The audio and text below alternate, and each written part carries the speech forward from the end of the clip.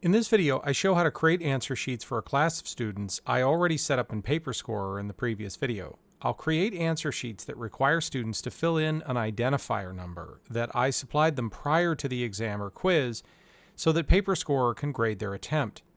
In another video, I'll show you how to create answer sheets customized for each student that may be a better option depending on your circumstances of your assessment. Let's get started.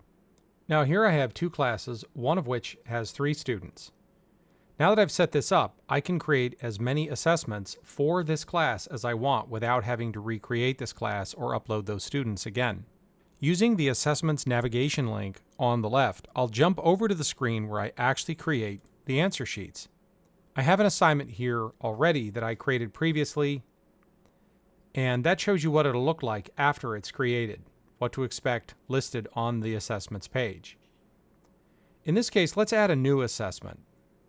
So I'll go to the Add Assessment button in the upper right and click that. I get one option, Create a Local Assessment. I'll click that. The first thing is to give it a name, and I recommend making it as descriptive as possible. Next, scrolling down, I see some quick options for a standard number of questions. I can choose blank template and add as many questions or as few questions as I want fairly quickly. That's highlighted, so I'll click the blue Save button, and Paperscorer brings me to the screen where I can manage this assessment. Now right now I have no questions, obviously. I'll click Add a Question, a button in the upper right, and it's going to ask me about question types. I'm using the free version of Paperscorer, so I'm limited to one, multiple choice, but a lot can be done with that, including simulating true and false questions, or yes or no's. Right now, if I click the blue Save button, it's going to create a single multiple choice question. Now, I could create an exam with dozens of questions, but in this case, in this demo, I'm just going to create 3 questions. So I'll type 3 in this box, click the blue Save button, and Paperscorer populates the answer sheet with 3 questions. Currently, each of these questions has 5 answer choices. I could add one by clicking a plus to the right of the answer choices, or I could subtract one by clicking the minus. If I want a true and false question, I could take this down to 2. And I could bring it back up. It's important to realize that Paperscorer doesn't care what the question stem or answer options actually are, that is, the text of your multiple choice question. It only needs to know the letter or letters for the correct answers for the key, and that can be more than one correct answer. So I will click the letters for the correct answers that presumably correspond to a paper exam or quiz I'm providing students along with the answer sheet.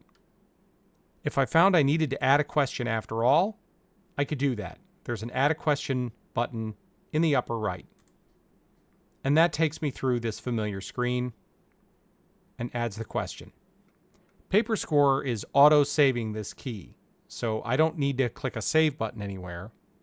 Let's print one or more answer sheets out that my students will actually use. So in the 3 vertical dot menu in the upper right, I'll click that to reveal the menu and choose Print Sheets.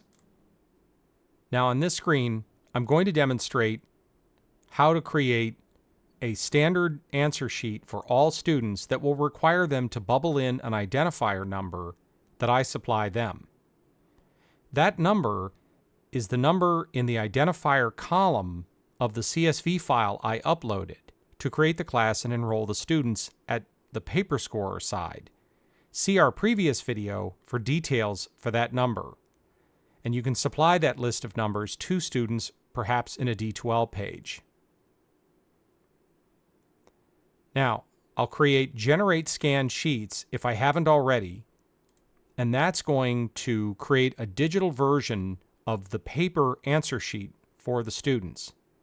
When I click Print Scanned Sheets, it may open the answer sheet in a browser window if I have a PDF plugin in order to see that, In my case, it's going to want to download the PDF, and that's great.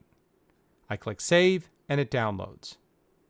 And then I'll open it up, in this case in Acrobat, so that I can see what that looks like. Very simple. The 4 questions students have to answer, and then the student identifier block, where students are going to have to bubble in the correct number for their individual identifier so that Paperscorer knows who they are, who completed every particular answer sheet.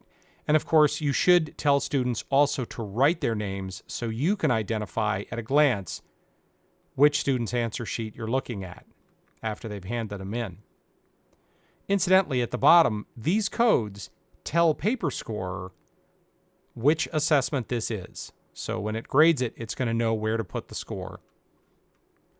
So I simply send these to my printer and print out as many as I need, and this is what I will pass out in class. In a following video, I'll demonstrate how to get Paperscorer to grade these after I've scanned them in using a scanner copier, for example, the kind we have widely available to faculty on campus.